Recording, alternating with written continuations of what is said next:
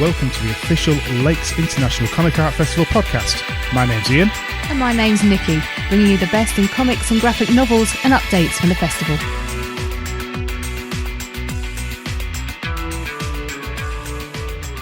Hello there, my name's Ian. And I'm Nikki. Welcome to episode 15 of the Lakes International Comic Art Festival podcast. Woo! The one where we talk about the Lakes International Comic Art Festival podcast.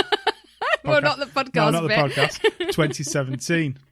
Yes. So it's been and gone. It's been and gone. We've waited a whole year. Yes. And now we've got to wait another year. That's how it works. Isn't it? Yeah, these annual events. God. Well, I think we should have it every month. Yeah! So we're going to talk today about our weekend. Mm-hmm. We've got some great interviews Amazing. from the weekend as well. Yes. And also Pete and Mike will be talking about their time at the festival as well. I know. Got loads. It's a jumbo-packed festival of fun.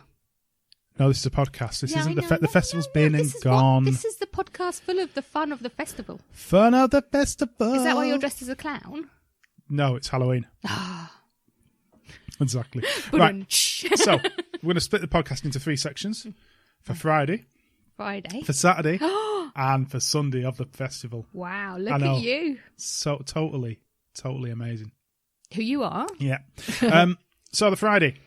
Yes. The Friday was mainly the setting up day of the festival. Indeed. With the artists popping in and getting organised. On that day, they did the 24-hour comic They did. draw, which we missed. We did miss that We because we were missed that. eating churros. We were eating churros, and we actually sat eating churros, and then Mark Jackson was stood at the door looking in. Because our advertisement of churros. He was looking for the churros place.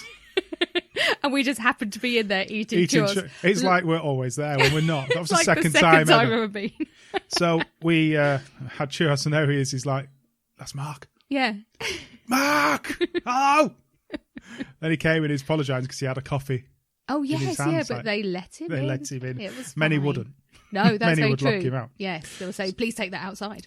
So he was going to, because he was editing and taking part of the creation of the comics, so he was like a bit stressed and a bit frazzled of, got to go and do He probably needed a churros. He had a lot to do that weekend. Yeah.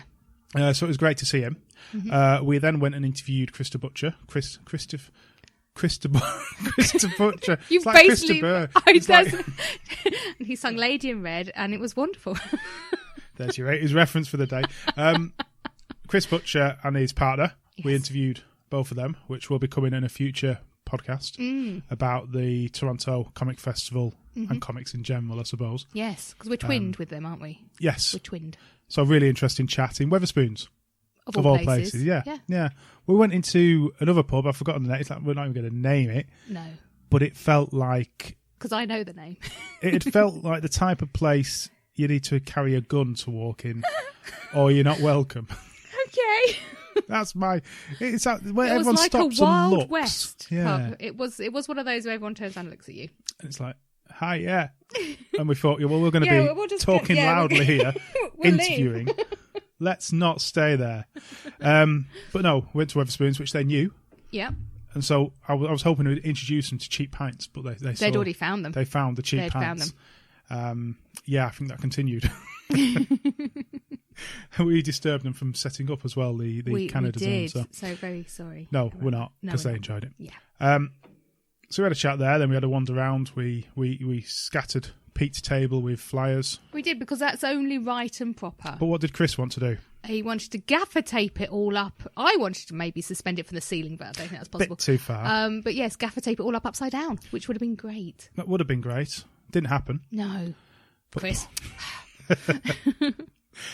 So we wandered around a bit, had a nosy round, saw Charlie being interviewed. Oh, yes. Yeah, it always kind of seemed to have a film crew near him. Yes. Yes. But like him, we too ourselves were media superstars. Oh. Do you know, I was wondering, I was thinking, us media superstars. Okay. Yes, as we ended up before the event on the local radio. We did. Lakeland Radio had us on for some reason. I don't know why. I don't know why. Probably because I begged them and borrowed. I think it was that third email, wasn't it? Yes. It was the stroppy email. The stroppy email of get us on, please. Please. And then they were so nice. They were lovely. And I felt really bad. Not that they didn't bring up the email. Yes. Which they did. So yeah, just recorded a basic interview with us, which I think went really well. Made sure they asked you questions as well. I know, because I'm quite happily sitting there going, yeah. And then they like, look, and you, Nikki, it's like, oh, no. But no, it was great. And they want us back on again at some point in the future sort of festival. Well, let's be honest. Who do they want back on? After your... We're going to talk about that at the end of this. All right, then. The finale of the festival. So that was played on the Saturday. It was. But we never heard ourselves. We didn't because we were too busy. Too busy. So the official launch was Friday evening. It was. Where they held a reception for the important people, darling. Why were we there then? I don't know. Had we wandered into the wrong room? I think so. We might have. But what we were there for was to see Quick on the Draw. Their opening night, which mainly starred Sergio Aragonis, Luke McGarry, Rick Stromsky, and Tom Richard, and it was emceed by Steve McGarry. And had some guests in it as well. Yes. The funniest one, let's be honest, was Tim Farron. Bless him. So the whole idea was, because of Sergio being there, it was all about quick drawing, and they gave the artists, and they swapped the artists around, apart from Sergio, a topic, and they had to draw away. But they also had Tim come on, and they had a couple of different people sketch him. As a Viz Cartoonist, cartoonist, and it was very abusive. It was very, but very funny. But very funny. And Tim was there, loving every second of it. Let's be honest. He admitted that he enjoyed reading Viz. He did, and he loved every bit of that rib taking he got. To the extent where he could have left, and he chose to stay. He chose to stay that bit longer. I think, is that the point where we tied him down? We didn't. Well, not us personally. What are you saying? I'm joking. Just a minute. This has been recorded. We're attacking an ex-leader of a party. This is not good. I'm not attacking him. He's a lovely man. But no, they were really good. Sergio's skills were just within seconds. It was mind-blowing. And it's not the fact he could draw. draw them. It's more the fact the ideas were there as well. The ideas and the personality he got into a few lines. Yeah. You got the personality of... Because it's obviously he was drawing basically himself in all these situations. A lot of the time, yeah. And it came across onto the paper so well in just a few lines. The facial expressions. So, for example, what would you do in another life? What would you... Yeah, what would you do with £10,000, wasn't it? Yes. And it was very risque. It was very funny. It was. And yeah, Luke McGarry, I enjoyed his doodles, which he seemed to like to pole dance. Quite a lot of it, I pole think dancing. That is his thing, pole dancing. I think that's the new avenue for him to explore, is the pole dancing. I apologise, I've missed her name, but they had an Australian lady come on who was she was very funny. Risque is probably the word. A lot of naked body parts were put up there. It was very funny. And then Matt Jackson was dragged up there as well. Yes, yeah. You could tell he was nervous, poor guy, but he did really well. Wasn't it? Yeah, he did really well. Yes. No, it was a very funny evening, a brilliant launch night, that's for sure. Yes. They followed it on with announcing the Sergio Aragonis International Award for Excellence in Comic Art, which is a new award that they've launched for the UK. Yes. With Dave McKean. A very, very worthy win of the first one, I think. What was really nice was seeing Sergio's emotion. Oh, the fact that his name is on this award. You know, it really was emotional. And I don't think Dave McKean knew what to say, to be fair, either. No. No. But wasn't he lovely? Considering the creations and the art that he creates is so dark and gothic a lot of the time. Yeah, and he came across completely normal and not like expecting dressed to have head this to toe in a cloak long, or something. or leather jacket. Yeah. Little tiny glasses. Nothing but black clothing is what he should be wearing. But no. But no, it was just nice to see both these people just in their own ways, just finding it so, I'm not trying to think what the word is, but they were just emotional, both of them. It's really nice to see. And also, the UK chapter of the National Cartoonist Society was announced. So this is a big thing over in the US. Yes. We're going to get full details on this soon. Hopefully next episode we'll be able to release more information about it. I think it was 8 people are involved on the UK side initially. We're not going to go naming them. Because I can see it all on the screen now, and I can't remember half the people. I know some, but without knowing all of them, I won't say the few I remember. Steve McGarry is the president of the American side. Mm-hmm. Obviously, his sons are involved and so forth. So it's good that the festival. I mean, it's all linked with the festival because Julie is one of the people within that. That they brought this over now to the UK and they're going to grow this throughout the UK. It's great. It's international support. Is what is needed really for everything to carry on and getting bigger and better. Yeah, for the whole scene, for the people behind it, just that support there. It's another avenue for people to get into it all as well, which is a good thing. So we'll have full details next episode. About that because we've got some meetings planned and so forth. So, and there's other announcements to make, but we'll go on about that next episodes once we have the full details. Yes. I don't want to sort of go half-assed. No. So, but no, that was a really nice launch night, wasn't it? Really enjoyed it. So we're going to take a break now. We've got some interviews after Mike's talked about his enjoyment of the weekend. The interviews for this first part. Oh, look at you! You're almost organised, aren't you, for this one? You've got Richard Skipworth of the Cartoonist Society of the UK. Yeah. Chris Thompson of Titan Comics. Cinebook. Clockwork Watch, which is Yoms. I think it's Yoms. Yes. Duncan Fregredo, who just talks. He is so lovely. He is, isn't he? He's another one that needs to go in my artist dungeon. He is such a... we talk about it in the interview, but he just sits there and he'll talk to everybody that sits there, and he spends time... He was talking to a young kid, wasn't he, before us? He was just spending the time talking to her and seeing and showing interest. Yes, and encouraging, which is something these artists have got. The power to encourage the new generation, and that's so important. That's why amazing. I think these festivals are so important for that. And some other people who are probably more important to the younger generation, the Etherington brothers. I love them. In particular, probably not as much as my 12 son and unders. Them. The 12s and unders, that they just, they're amazing. They were, yes. I'm like totally in awe of them anyway. But yeah, I'm partially in love. Partially in love. Yes. Lorenzo. You heard that. I got to tell him. And then also Jean Paul of the London Horror Comic. Yes. Now, what I'm going to say, actually, there's something you really see, and I think we sort of were pulled towards these people more, is the people who really make the effort when they're behind the desks to talk to the people walking by. Yeah. It is such a... It makes you want to go over and speak to them. Yeah, when they engage. It's really engaging, and there's such a difference, which it doesn't matter what festival, this happens in all. Oh, yeah, definitely. All of them, because I've heard other podcasts talking about the same issue, that some people just sit there, but you really have to stand up and engage. And you do, because it's nerve-wracking for the people walking past on the tables to be able to like go, oh, actually, I quite like that. Yeah. But then the person's just sitting there behind you, like, just carry on walking. Feel awkward picking your books up. Yeah, so if they kind of like pounce on you. And I think all those people there, the ones that we mentioned, which you interviewed in the Clock Tower, they were all engaging in some way, shape or form. Yeah. Especially the Clockwork Watch guys, sorry. Yes. They're amazing. They're brilliant. I love them. In the dreads and... brilliant.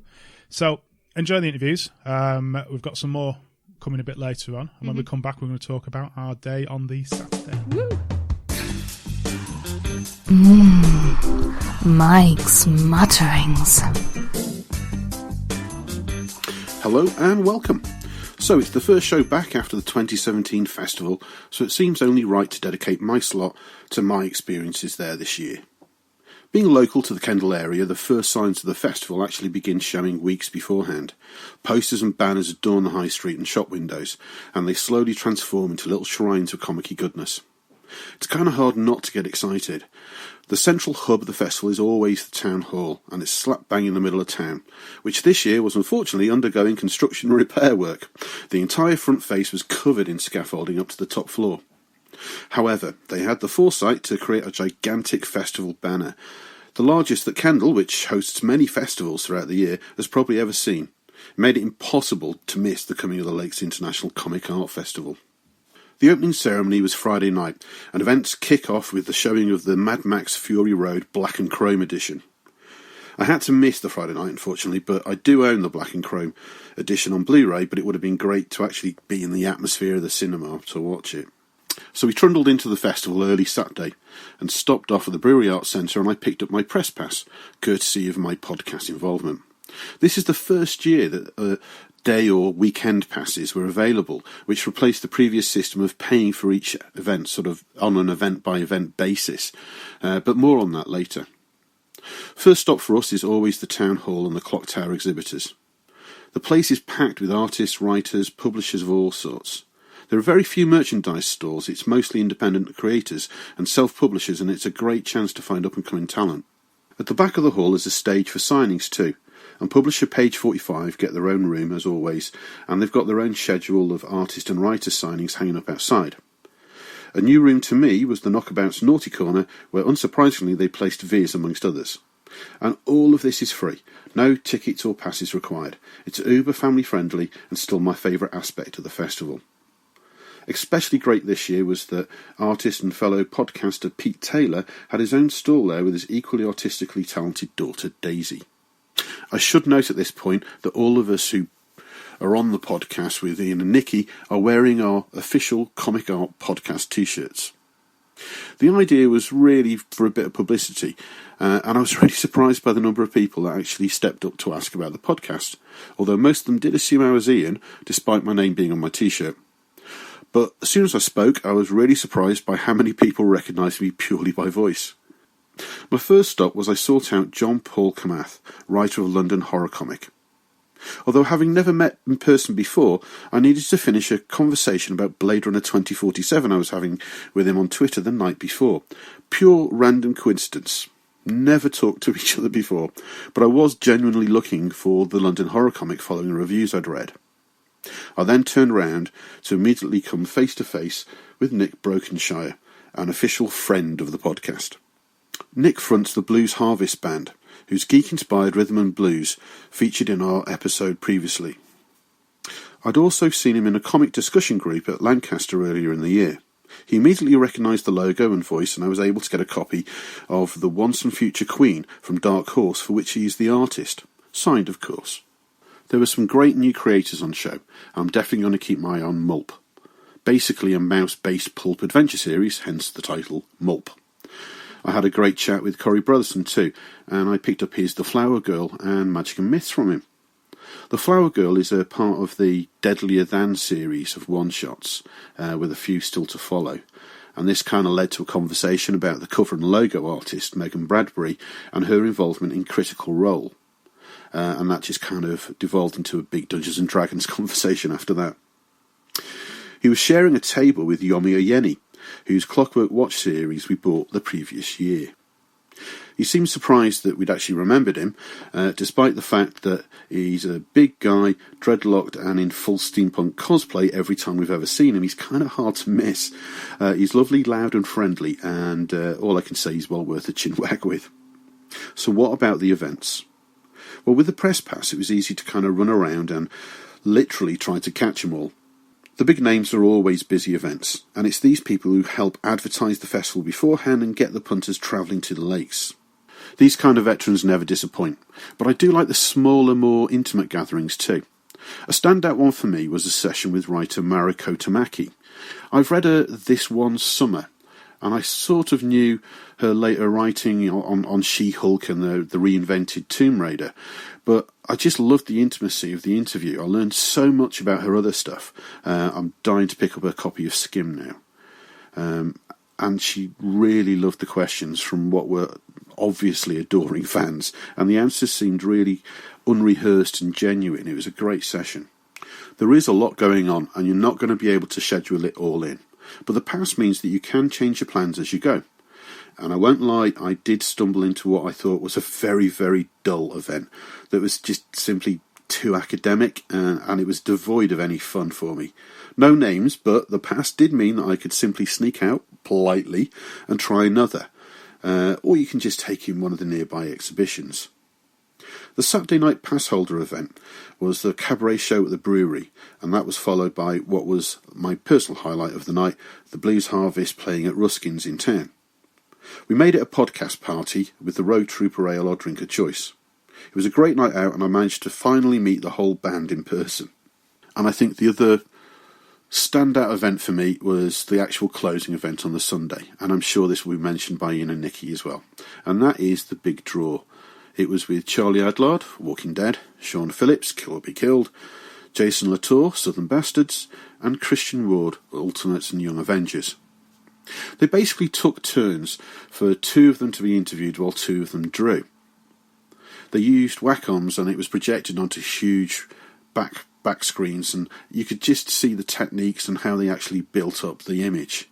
It was comics legend Chip Zdarsky who was the life model, and yeah, it was fascinating to watch, and there was a genuine warmth to the humour that they shared, but not only with each other but with the audience too. Chip was being Chip, and you really need to follow him on Twitter. Guaranteed good fun. I look forward to what he's actually going to do with the up-and-coming take on the iconic Howard the Duck. Dying to know what that's going to look. So it's post-festival, and we're still nowhere near finished reading through this year's festival comic bounty. It was another great year, and the quality of events really showed that they're upped their game in all aspects. Weirdly, the number of cosplayers was down on previous years, but where you did see them, it was a lot more niche or obscure characters. I guess people are slowly clocking onto the fact that this isn't a Marvel and DC branded Comic-Con. It's a celebration of the whole comic medium. Let's see how the festival shapes up for next year.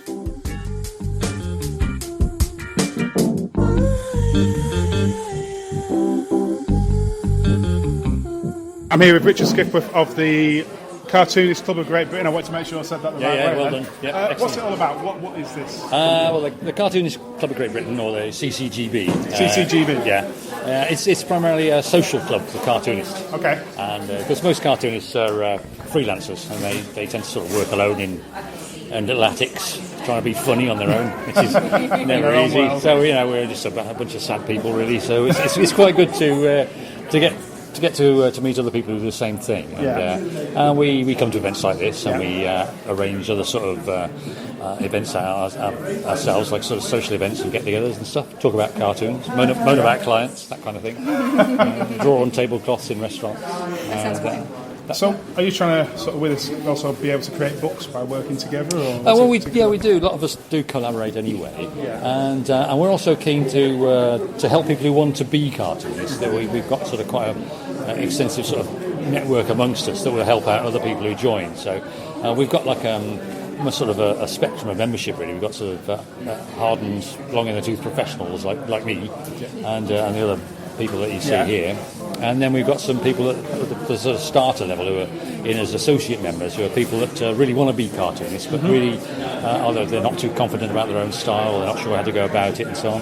And we're always happy to give them advice and help them along and that kind of thing. So what is the best way to sort of get started then? What, to be a cartoonist? To be a cartoonist, yeah. Essentially, you need to build up a good portfolio of work, really. Right. It's the work that counts, really. You can go and see a publisher, or you can go and see some sort of publishing company, but you have to have the work to show. So that's the key to it, really. It's to get everything ready so that you can show. Well, it's easier now because you can do it by email. And well, yes, yeah. And the web comics and so forth. Yes, that's right. Such a different world to how it used to be. Which is one of the aspects of the thing I quite like about the job is that you have to have the sort of stuff to show. You can't really talk your way into it, really. It's no good sort of saying that I'm brilliant, just employ me. And then they instantly find out that you're rubbish. So you have to be able to do it. So where can people find more information about the club itself? You could look on our website, which is ccgb.org.uk. Or just Google us for the Cartoonist Club of Great Britain. You'll find us on there. We're on Facebook as well, and Twitter, and we've got quite a large web presence. And we have a forum online where people can enter our regular weekly competitions. And we like competitions. Yeah. Sort of send in. A theme will be set every week, and people have to sort of do a cartoon along those sort of themes. And all kinds of stuff like that. So it's. You should get that. I should do something. Thank you very much. That's quite right. Thank you. We have with us Chris Thompson from Titan Comics. Thank you, Chris. That's all right. It's fun to meet you guys. Yes, no, it's been a while since we last chatted about Freeway Fighter. I know. Yeah. A bit actually in person this time, which is always that much better. Yeah, that was so exciting though. Oh, yeah. So Ian Livingstone, it's just, still gets me this day. I can't believe, when you said. So you're here this weekend, you've been involved in some of the panels? Yes. Are you also doing anything in regards to Titan Comics this weekend, or is it more... I think I'm more here just to represent. So I've been walking around, talking about lots of Titan stuff, just banging on about Static Press, sort of our World Comics line, and just trying to give things a bit of a plug, and I guess talk to some new creators that hopefully I can get in to do some stuff for us. So what is your role within Titan Comics? What is a brand manager? It's the question I ask myself every morning when I get up. I say that, laughingly, and yet it's true. So I guess I refer to myself as a comics pimp. So I'm essentially here to pimp comics. Mm-hmm. I mean, I think in general that's kind of my life mission, but as brand manager for Titan Comics, it's specifically the Titan stuff. So Static Press as well? Yes. Is that a new thing you're just launching? Yeah, it's an imprint. So we've been doing a lot of sort of French and Belgian and German and various sort of comics from around the world. We want to expand that and do more, but when you've got this line, it's really hard to promote as individual titles because they're creators and properties that people just don't know. Mm-hmm. It's essentially new creator-owned stuff, but with a focus of being from around the world. So we wanted an imprint and a banner that everything could fall under. It just makes it a lot easier to promote and has a bit of an identity of its own then. So if people see Static Press, they'll go, well, I know what that's like. There's a certain level of quality involved. Even if I don't know this, I'll give it a go. So looking back at Freeway Fighter and the talks at the interview about how they had to really work hard, find a financer and so forth. Yeah. How do you as Titan Comics decide who you're going to take on board and the comics you're going to put out there under your branding? I think it's really, as terrible as it sounds, it's about what we think can sell and then really getting behind it. You've got something like Freeway Fighter where there's a small but passionate audience, and I think as you get the word out, there's probably a lot more people that go, God, I remember fighting fantasy. Okay, I want in on this. But it's like a slow burn. So there's a lot of books like that. You've sort of got to factor in all the things as far as, well, will there be an audience for this later? Is there an audience for it now? Can we sell enough at this stage to justify taking it on? Mm-hmm. So there actually ends up being a lot to it, and that's why there'll be a lot of times where I'll have some really cool title that I want to start talking about, but it's still not confirmed that we're definitely doing it, and so I have to bite my tongue, and people are saying, what can you tell us that's cool? We won't say and it's like, we won't say anything. Tell anyone. Yeah, I have so many like that at the moment where I'm just like, I can't wait till people hear, and then, So last question, what's your favourite comic of all time? Oh, God. I knew I'd stump him with this one. Yes, it's me. I know it's me. I think it's actually it's a slightly obscure one. It goes back to something I read first when I was a kid. There was a series of graphic novels. I only did 2 called Times Squared. Okay. And they were done by Howard Chaykin just after doing American Flag. And I bought these when they came out at the time, loved them. They were definitely not for kids, which is probably what made me love them more. And these books have just stayed with me, and I've owned multiple copies again and again. I've lent them out to various people. It's one of those things. So, I mean, if I have to stop on one, it's got to be that. And I know that Howard is a bit of a controversial guy, and it's a bit hard to stand behind some of his current output, but for what his stuff meant to me then, I can't get past that. Brilliant. Thank you very much. No worries. Thanks, guys. I'm here with Aldous from Cinebook. How are you doing there? Very good, thank you. Tell us a bit about what Cinebook represents and what their role is within the comic industry. So we're the biggest publisher of bande dessinée in English. So we translate French comics, some French and Franco-Belgian comics into English. We go to France, we pick out the biggest and best-selling comic series and bring them to English speakers who aren't familiar. So those who aren't familiar, just can you name some of the names that they may be familiar of that have come from France, which you may not even realise? Yeah. So they'll be familiar probably with Asterix and Tintin. Ones which we don't do those ones, but we do other ones like Lucky Luke, which has been a TV series before, and Valerian, which is a movie at the moment.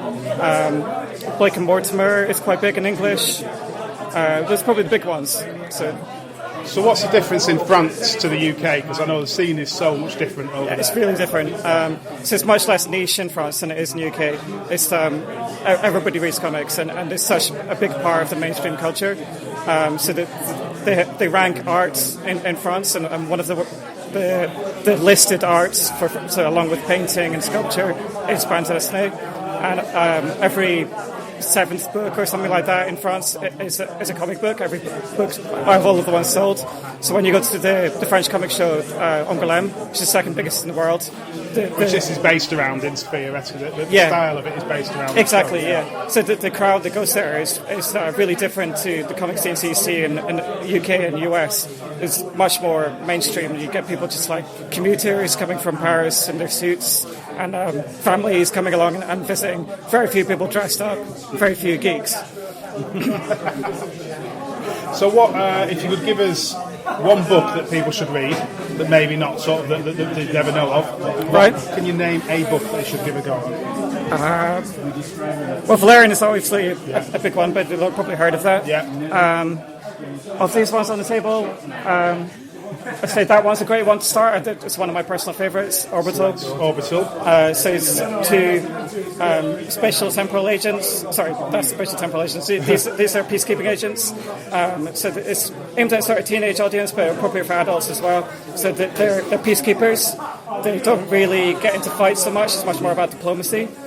So one of them's a human, and one of them's a Sanjar. So the humans and the Sanjar have a history of violence. So they had a big war, and the humans committed genocide against the Sanjar, but they're being paired up as part of this big interspace agency to keep the peace. And so there's a lot of controversy there when you're meeting with humans or with Sanjar that neither of them like the team, and they don't get a lot of respect. But it's a great story. Where can people find more about Cinebook? So we got a website? Yeah, we got a website, cinebook.co.uk. We're quite big on Facebook. So Cinebook Ltd on Facebook and on Twitter. We're not quite so active on Twitter, probably Facebook is better. And then we're in libraries, we're in local comic stores, bookshops. Everywhere. Thank you very much. Welcome. Hi, Clockwork Watch is a transmedia story spread across graphic novels, live events, immersive theatre, an online story world co-created by members of the public. It's basically a story of an Indian scientist who is invited over to the UK by Queen Victoria to put a kinetic heart into a generation of clockwork slaves, clockwork robots, who are servants. And over time, every home has one of these robots. Thus, it means mass unemployment in the Victorian age. So we're trying to explain little bits of the past. One of the clockworks also gains sentience and realizes that he's a slave, and he starts his fight for freedom. At the very time when the son of the scientist realizes that his father has got a god complex, and he decides he's going to destroy everything his father's ever created.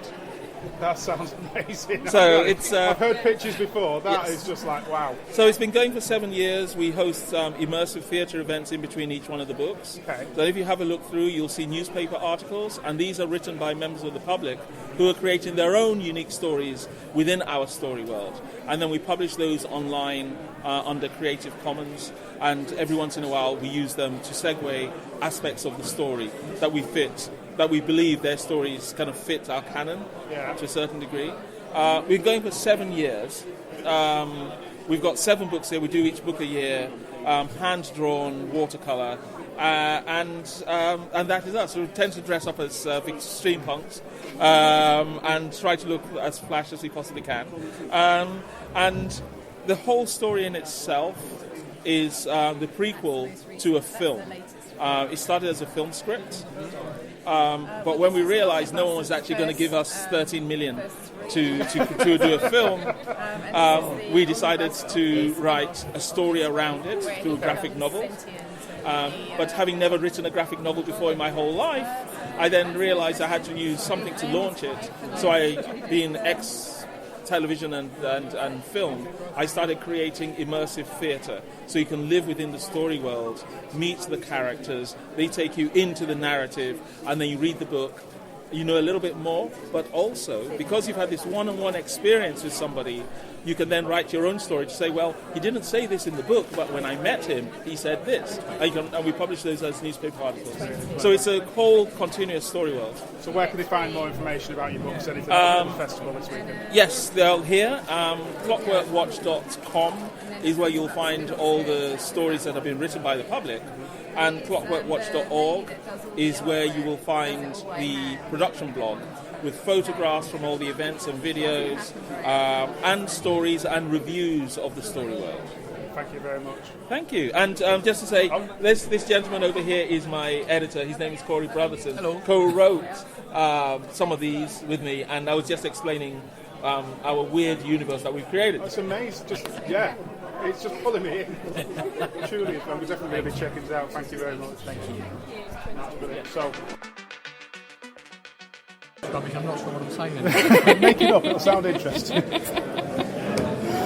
So here with Duncan Fregredo. Thank you very much. He's doing a little sketch for us. What am I drawing, actually? You decide. You decide. Okay. You know, it's kind of read in this light anyway. So it makes sense, doesn't it? It's going to be Hellboy, and my brain is rotating on Hellboy at the moment. Is that stuck on Hellboy? It would be terrible if I do anything else, so there we are. So when did your career start? When did it start? What was your first sort of comic you got? The first comic I actually drew, I suppose. First stuff I actually got published comics-wise professionally would have been the stuff I did for Crisis. Yeah. That would have been New Statesman and then Third World War. And then I straight from that on to Kid Eternity for DC. It was all a bit trial by fire, still learning. I mean, I was like a year out of my degree course, where theoretically I knew how to draw. But I spent my last year fighting robots in hell. So I didn't really know how to draw people. So, it was a fairly steep learning curve. So how do you get in with Hellboy itself? Because obviously that's what you're well known for. I guess it is, yeah. I had been talking with editor Scott Alley for many years about various jobs that never ever actually surfaced, but we always used to have a good chat. And conversation would always inevitably turn on to Hellboy and Mike Mignola, because that was the big book obviously Scott was editing, and I was a huge fan, so it's always me wanting to talk about it. So at one stage we talked about the idea of doing a Lobster Johnson book, which was it basically got about as far as that. Would you like to draw a Lobster Johnson book? I said yes, and then nothing happened for forever. I met Mike in San Diego a few years later and asked him about it, and he was kind of vague about it. He was actually, but obviously went in a different direction at the time. But yeah, they just I basically got a call from Scott Alley out of the blue. Actually, and he sent me an email saying, "Have you got time to talk on the phone?" So I emailed back saying yes, and I kind of knew what it was going to be, even though there's no reason I should have known at all. It was the weirdest thing, and it wasn't even an ego thing. I tend not to have an ego, other than it's more like an anti-ego. I tend to hate everything I do. But I remember when Lee Bermejo had been announced as being the artist on Darkness Calls, because I was already a huge Hellboy fan. I was disappointed at the time, not because it was Lee. Lee's a terrific artist. Just the idea of anybody other than Mike drawing it, and I had this weird thought ripped through my head of, I wanted that job, and I have no idea why, because I didn't even know it was a job that was available. And then fast forward to this phone call, Scott said it just came straight out and offered me the opportunity to draw Hellboy. He said, "We'd like to draw Hellboy. We'd like you to start either now, if you can't do it now, come back and commit to 2 later volumes or something." And, to paraphrase Jerry Maguire, he had me at hello. But I knew he was going to ask me, even though, again, I had no reason to believe it. It's weird. It was a very weird call, it was. And my mind was promptly blown, and then got chatting after chatting logistics with Scott, put me onto Mike, and that was even weirder. He laid out the whole story for me, which I utterly lost track of, because it was just like dropping all these plot bombs, which I wouldn't get around to drawing for years. and it was just like I totally lost it at a certain point. It was all spoilers. It was all spoilers. And this was my favourite book. But yeah, consequently, I had to drop the book I was already doing. I was already working on a book for Vertigo, which I felt terrible about. Oh wow, that inks really badly on that paper. It turns out. So we're going to be changing pens here to try and rectify that. Okay, there you go. He's now got a really big blobby nose. Sorry about that. I felt rather bad about that. That would have been the faker that for Mike Carey. I'd designed the characters, I'd laid out the first issue. I started laying out the second issue even, actually. I'd got as far as, it was all penciled out the first issue, all the figures are inked. And, then I left him in the lurch. I felt terrible. I felt particularly bad to Mike, because I was really looking forward to working with Mike. I did feel bad, but I felt really bad, actually. But it didn't last because it was Hellboy. I couldn't not draw Hellboy. I could have drawn that book and then gone on to draw Hellboy afterwards. But if anybody was going to do it, I mean, this is my attitude to accepting the job anyway. I knew there was a two-edged sword involved with it. Obviously, there'd been a bit of an outcry about anybody other than Mike drawing Hellboy anyway. There's fair old backlash on the internet. That charming place, the internet. Oh, it's a wonderful place. Yeah. Full of reasoned arguments and artistic criticism beyond, beyond belief, actually. But anyway, that's something else. So I knew, I was going to let myself in for a world of hurt, essentially, really. But my attitude was, I figured, can you swear on this podcast? Okay, I literally thought, I figured I would do it because I figured I'd f*** it up less than anybody else. Or I would try to f*** it up less than anybody else, which is more realistically. So anyway, so the idea of anybody coming in, leaving it to anybody else to draw it before me, well, no, I want to get right in there. So it's I didn't want to be worrying about it for 6 months, and I simply didn't want anybody else to do it. It's as simple as that. It's like I knew it was an amazing opportunity. So I upset DC, I upset Mike, I upset my editor. We didn't talk for a while, and then leapt onto Hellboy, and upset myself when I realised it wasn't going the way I wanted. It was hard. It was a hard job, but it's very satisfying as well. Yeah. Especially now it's done. Yes. It feels I can enjoy it a whole lot more now. Now I'm really chuffed up being part of it. One of the things, I must admit, it's been a festival quite a few years, hasn't it? Yeah. Which we hear about you is how welcoming and how much time you spend with fans, which I think is absolutely brilliant. And we just said it stood here. Everybody has to wait an awful lot as a result. No, it's brilliant. I'm glad. The time that you give to people is so important. I figure, if I'm doing it, here's the thing. I remember doing my first convention was 86, one of the UK ones, the old UCACs as they were known as, and it'll always be my best convention ever because I was totally a fan. I went around showing samples of the work I was doing for my degree show at the time, and I was showing it to artists and editors and whatever, and I had an absolute blast of a time, and all the artists, they were really giving of their time, and I really appreciated it, and I think that probably really stuck with me, and especially you meet people, and especially if there are always the odd ones who are just like they'll plonk stuff down in front of you, just sign it, and they're looking elsewhere and they're not bothered, and in which case you're not going to make any attempt to engage because. But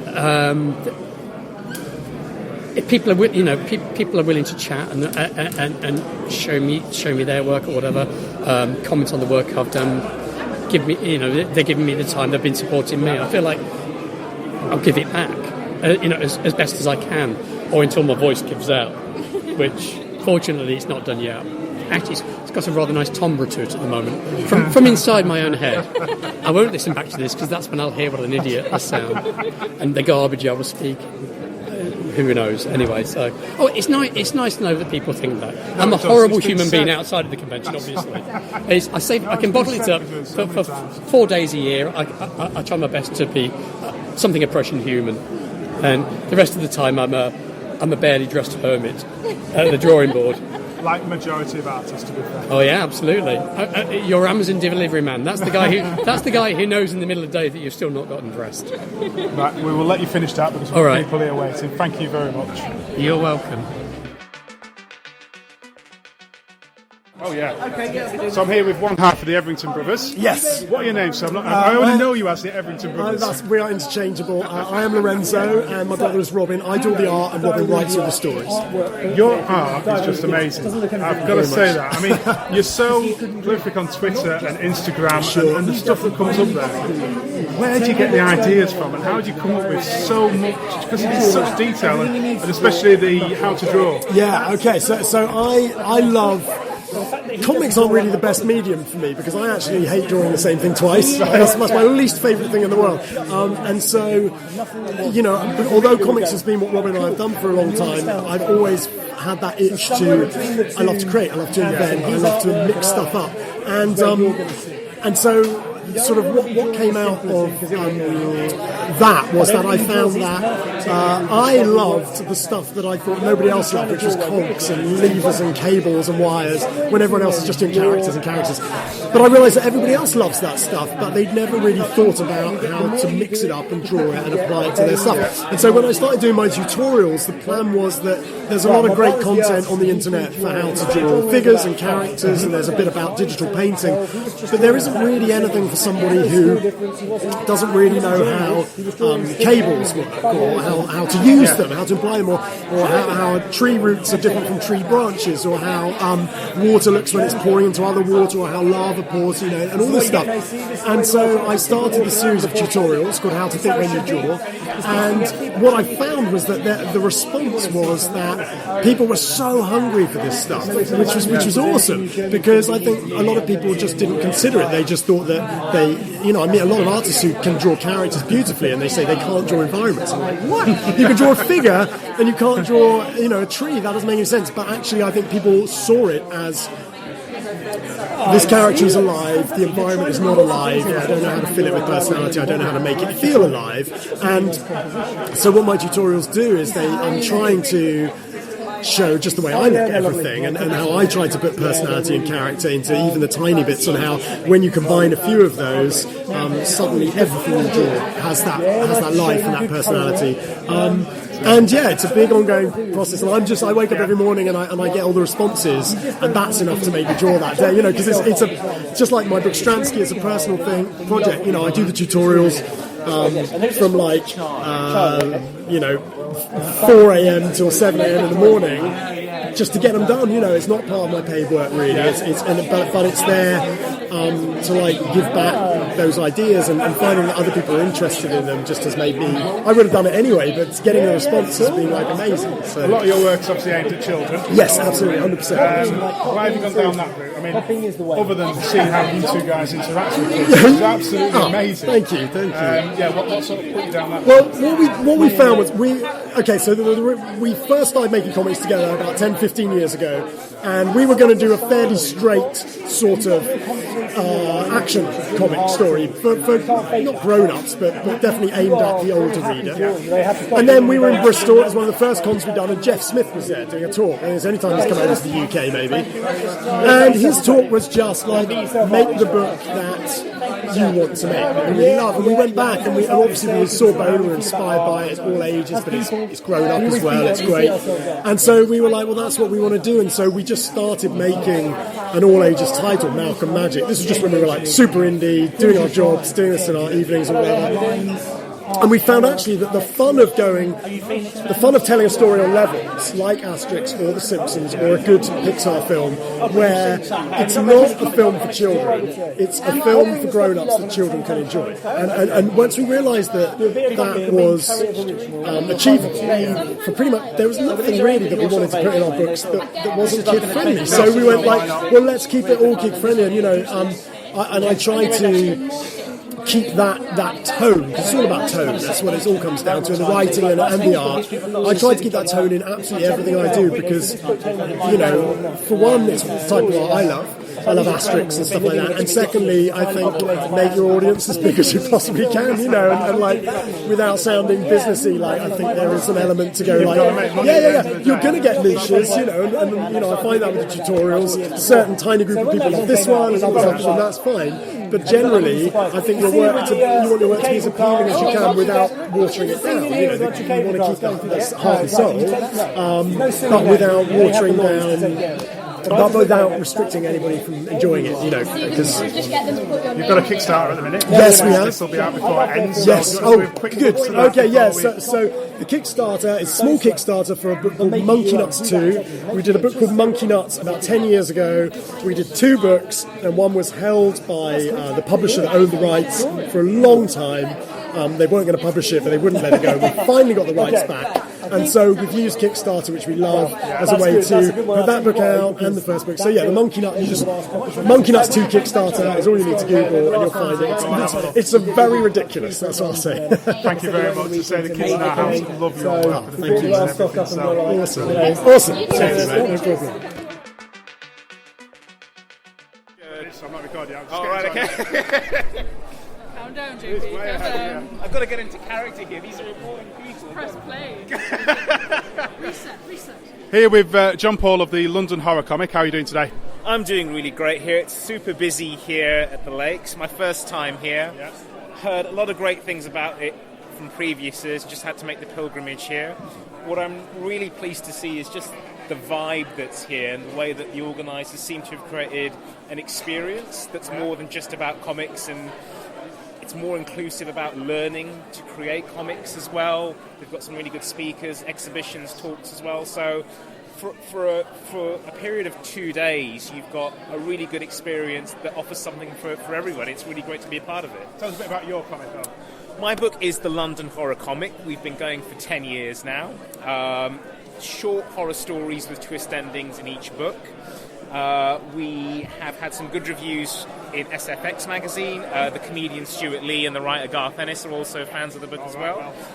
We started our life as an online webcomic that we gave away for free.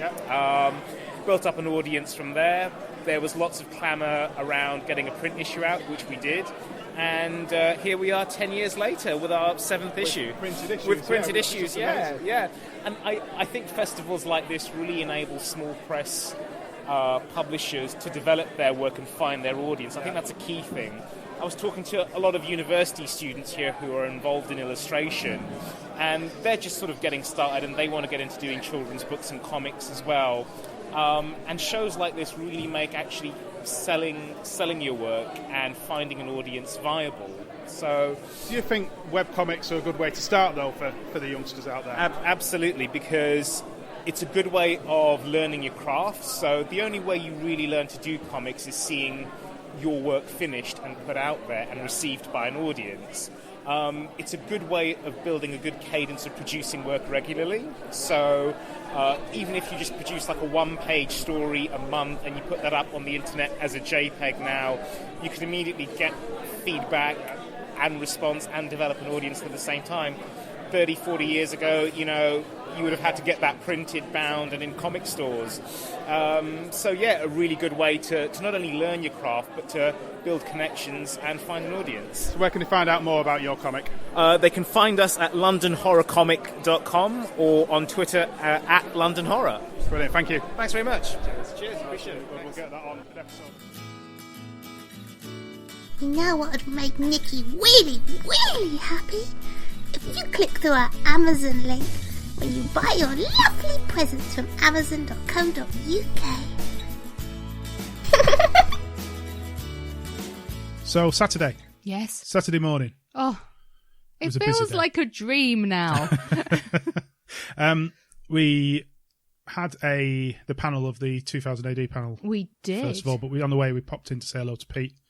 Yes. See what was going on. Just to worry him, really. Just to, yeah. We're just going to stand here now. But then we trotted off to Meet the Mighty One, a celebration of 2000 AD, which had Steve McManus, Sean Phillips, Duncan Fregredo, plus Pete Doherty, talking about it was more about Steve McManus' history within 2000 AD, but and also his new book. And his new book. But also the other three guys just talking about what they enjoyed in their career within 2000 AD. Really interesting just listening to the talk and also listening to the way, especially with Sean, Duncan and Pete, the experiences they had. Some of them linked, some of them not. Yes, how they got into the comic initially. It was, I really enjoyed listening to that. Yeah, Steve's quite funny.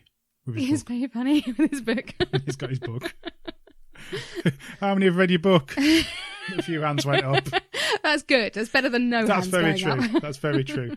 The thing I do find, and this is about 2000 AD fans, is they ask some detailed questions when they get to ask questions. Oh, yeah. Oh, they know some stuff. They go deeper than the artists have got any idea what they're talking about. Yeah. No snog, marry, avoid questions for them. No, none of that. Although I think those three would have liked those questions. Snog, Judge Dredd, Rogue Trooper. So then we head over to the clock tower. We did. The whole weekend was a case of backwards and forwards, wasn't it? We did a lot of walking. We did. So we headed to the clock tower for a nosy round. Yep. The first stop, we went downstairs first of all, didn't we? We did. So we had a wander around. We saw Myth down there. Finally met her. Yes, we which did. Was lovely. And she told us how to say her name. Yes. She's lovely. Well, we've got a nice interview. We have. Coming up in a bit with her. Yeah. Pete was down there again. We kept disturbing Pete all weekend. I think it's only right and proper. I think we should. Yeah.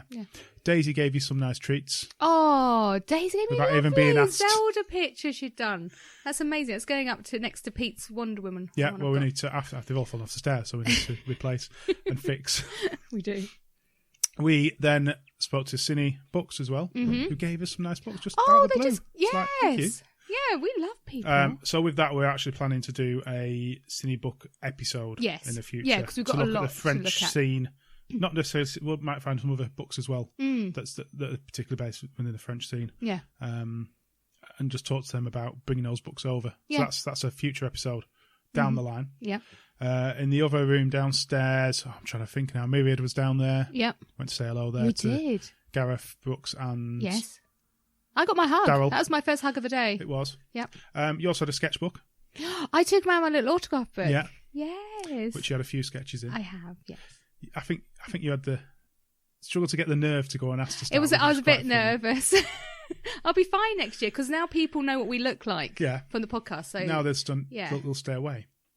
Yeah, there is that, of course, and the fact that I may be slightly stalkerish next year, more so. But people will be fine. All they have to do is give me a hug. It's all right. In fact, downstairs also there was the Michael and India Doigan Swift. Oh yes, they were lovely. They were very lovely people. Yes, great books there. Yeah, I read it. You've read it? Book. I've read it. Oh, right, yeah. Whoa! No reviews. Not yet. I really liked it. Next then was Nick Brokenshire as well. I like him too. Yes. Oh my god. He drew in my book. Yes. He was my first person. What I did find funny was you got Pete to draw in your book, and he states this in his section about how nervous. It's funny. Have a listen to him talking about that in a little bit. It's hilarious. He was just after Duncan, wasn't he? Yeah. That was why. We went upstairs as well, page 45. Obviously. Steve? In fact, we saw Stephen, didn't we, on the Friday, walking over there. It's quite a funny story. Because I spotted him. You did. On this hotel it's overhanging the river. Yes. And so how you saw him, I don't know, because I had my glasses on. Because we'd walked quite a way past him. Yeah, you just like thinking, recognise them. So it's like, that's him, so go on then. Stephen! Stephen! There's me going, I really hope that it is. And it is. It's like, hello! That's my Stephen impression. Is that your Stephen impression? Amazing. Oh, good to see you. He's not, no, he's not Welsh. I wasn't Welsh. I'm trying to be Southern. That's you being Southern. Anyway, just go with it. So we wander over. It's good to see you. That's me getting all posh. He's not posh. He ain't posh. This is Stephen from page 45, by the way. Please don't be offended by that. So, he starts talking to us. Yes. And there's a feeling in my head that he doesn't actually know who we are. And then he says to us, good to meet you, as in for yourself, yes. Nikki. I'm glad you got that bread. And I'm like, what? What bread? What are you on about? Yeah. So then a question happened. Who do you think I am, Stephen? Yes. Who do you think we are? It's Chris Metcalf, isn't it? Chris, who was on last show. Head of the clock tower. Yeah. You thought I was Chris. You've both got a beard. More the fact he's seen Chris 4 times in a year. Patraus, and probably multiple times at other points. Anyway, we explained and he loved it once we realised who we were. But it was funny. Yes. It was funny. So his room, to be fair, was rammed every time we went in. It was there. amazing. All the stock they had out. And something that we noticed, I stood back at one point because you were busy queuing for something and just watching. Sean Phillips. That was on Sunday. You were Sean Phillips. He spends so much time talking to people about his books. He really, he seems to know about every single book that's there, but he just goes into depth about what the book's about. And well, first he asks questions, doesn't he? What does a person want? Yeah. And that selling technique is just perfect. It really is. And it's something that I think bookshops, the overall need, not just comic book shops. Yeah, well, I asked him for some recommendations, and it was amazing. The knowledge he has on the books, I could have been very, very, very broke. But no, he's a gem. A credit to the scene, to the industry as a whole, and he needs to go out and teach people how to sell. Yes, he's a unique personality. But then again, that's so good. I don't suppose it's all down because he cares about what he's selling. Yeah, and he knows 99% of the books that he's selling inside out. Oh, the love just oozes from him. Yeah, and that's just amazing. So I think he broke records again. Yes, but I can see why. Yeah, because about half the people that walk into there probably walk to Waterstones once a week and never pick up a single book. It's his passion and his enthusiasm that really... It's totally contagious. Yeah. Pixel, so absolutely brilliant to see. The clock tower on Saturday was just rammed. It was really... And it was so hot in there. It was just so busy. But we did, like I say, got quite a lot of interviews, which you've heard some of them. Yep. And you'll hear some more shortly. We then went to see My Favourite Manga. Yes. Which was a panel hosted by Chris Butcher with Emma Viacelli, Stan Saki, Miguel Dominguez, and Kim Wong. Don't shake your head. I read it like it sounds. I get told off. No. It was really interesting look at what they enjoy. Yes. Within the world of manga. Yeah. All very different. Yes, but I have jotted a few down. You've got a few, yes. Yep. I think it was more Kim, Emma, and Chris that really spoke about their love. I think they're the more your style, aren't they? Yes. What they talked about. Yeah. At the beginning of that, you got a big hug off Emma. Oh, yes. Oh, she is lovely. Yes. Yeah. She never got to draw she didn't in your book. No, because she was too busy. She was everywhere, wasn't she? Bless her. Was. There was non-stop for all of the lead artists, to be honest. They were constantly everywhere. Apart from Charlie Adlard, who's just in a bar. And he'd got that right, hadn't he? So we actually recorded that, as well as the 2000 AD one. Yep. At some point, we may put them out. Mm-hmm. Depends on guests. If we've got guests, I may put them as an extra episode. I'm not sure. Might be an idea, yeah. Because we've got so many guests lined up that I might not be able to fit them in. Yeah. But an extra episode could be quite useful. Yes. I think they should be. A Christmas present. Oh! or maybe my 40th birthday present to you. What do you want back in return? More hugs. Or just art. 26th of November, people. 26th of November. Address is. So the Saturday night, we got rid of the kids. We did. That sounds like we sold them. Sold we got a babysitter, yes. And we headed off down to meet Chris. We met Mike and Pete. Yep. Down at the Brewery Arts. We did. We had a couple of pints there. Yes. Popped into the Viz. We started throwing around the beer mats that Pete created. It's like, yeah. Again, take. Sounds like we just stood there through the back of people's heads. We went down to the Knockabout Cabaret. Yes. We had a quick view of that. Yeah. Spent too long there. That was quite funny, It though. was funny. Again, beer mats I threw straight all over the bar.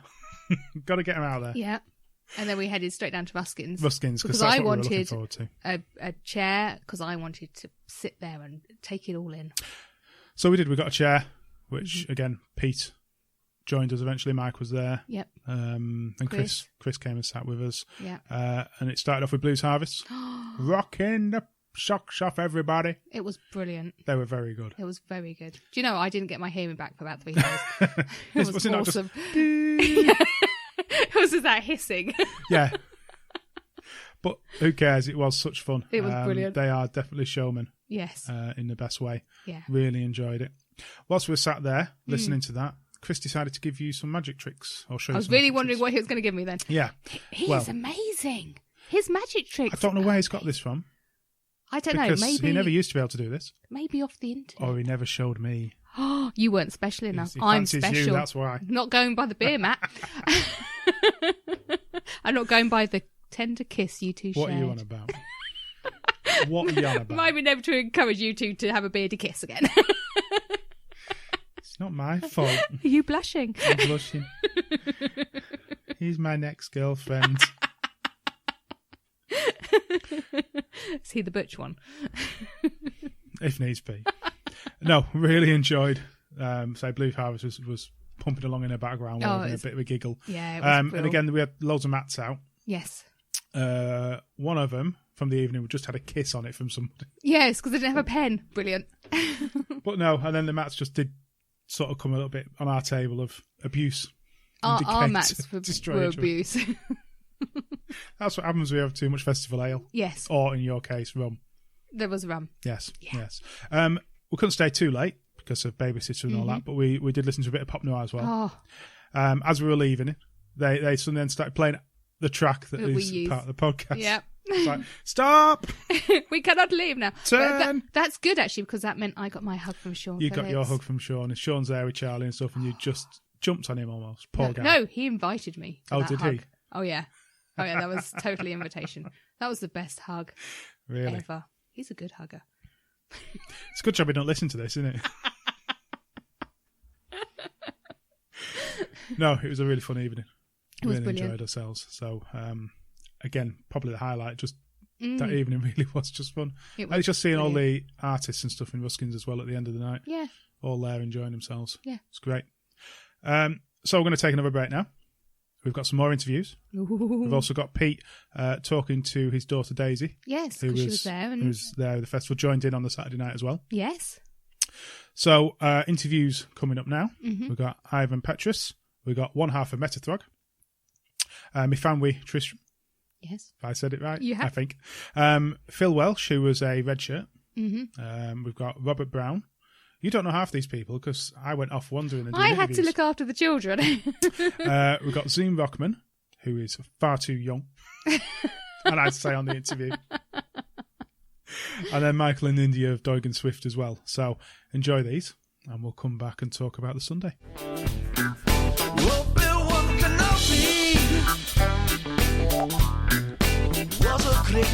With Ivan Patraus in the Clock Tower. How are you doing, Ivan? I'm doing fine, thank you. Tell us a bit about your book you're selling this weekend. The book that I have here is The Last Brady. It's about the Passchendaele and Cambrai tank battle of 1917. So I really worked to have this book out in 2017 and happy to present it here at Candle. How much of a challenge was that? Did you have a set timelines and strict problems getting it for the right date? Or it was quite a deadline, but it was interesting to find all the books about Passchendaele and to get inspired and to have the story out on time and to actually finish it. It's out since March, so the battles were in August and November, so that's around now. So it's really aiming for the right date. So how long sort of time do you spend to get the information you needed to create a historical book like this? Normally I look around for books and I allow myself to be inspired, and I believe like 6 months of seeing films, visiting museums and so on, and the actual drawing takes like a full year, 2 pages a week, and so that's in 50 weeks you have 100 pages. That's a lot of time. And then you have the cover, and then you have promotion stuff that you need to do, and so I actually draw my originals quite large, as you can see behind me. So it takes a lot of time, but then you have something to show. I don't like to do them digitally, so these are all painted. Passchendaele was full of mud. It was a really muddy battle, so I actually wanted to use brown colors as much as I could. And so that's why I have these large pieces of paper with a lot of splashings of brown paint. And so I really wanted to do this one, not digital, but originally on paper with paint. Where can people find more about the book that aren't here this weekend? I'm in Kendal all weekends, and if they want, my website is ivanpatraus.com. There you can find snippets of the book, and I'll also be in London MCM in 2 weeks. And I'll have my book presentation at the Tank Museum, which is where I need to be. That's my highlight of the year. The 25th of October. I'll have a talk, a presentation, and I'll do the book signing for the rest of the day. And then I'll travel to London for Friday, Saturday, Sunday for the MCM. So I'll be promoting the book quite a bit in October. Thank you very much. Thank you. Bye. We're here with one half of Metaphrog. John, how are you doing? Thanks for coming. The Little Mermaid. It seems to have just blown into this. Everyone's talking about it, aren't we? It's everywhere on the media. Just give me a little. Is it the story of it? I mean, I think everyone knows the story of the Little Mermaid, but it's certainly a lot darker than the Disney adaptation that some people would be familiar with. But I think it's ultimately uplifting because of Sandra's art. Even if the story is about unrequited love and is essentially quite dark, the lightness of the art and the beauty of the art brings it up. So it's not a book that leaves you feeling down after reading it. It's actually quite an uplifting book, and I think the themes we try to modernise it, personalise it, as well as turn it into a graphic novel, but we also looked at the deeper themes of the story, and we wanted to take out the overtly religious themes, make it more secular. So although it's Hans Christian Andersen's story, as with a lot of his fairy tales and with folk tales and fairy tales in general, many of them served a religious purpose or a patriarchal purpose. They've been retooled and readapted to carry certain messages, and we wanted to make it more personal, to make it our own. But I think there's an idea of spirituality, there's an idea of things being eternal, as well as the idea that the grass is greener on the other side, and that you can't wait to grow out of childhood. There's all sorts of themes in the story, and I think because these types of tales are universal and universally human, it's had a great reach. But it's also thanks to Papercuts, our publisher in New York. We're getting a lot more readers, and with the Red Shoes we'd already gained more readers, but I don't know what it is about The Little Mermaid. Maybe it's the anniversary considered as well, but it seems to be a story that people really like. It's quite a sad story. People just think of the Disney version and just see it's an easy reference point. It's a good reference point for people. They're not afraid to talk about their understanding of the story or what they think of it or what they like about it. And ultimately stories are about communication, so to open up dialogue and discourse about, and it's great for comics. It's people from outside of comics that are coming to read it and coming to speak to us about it.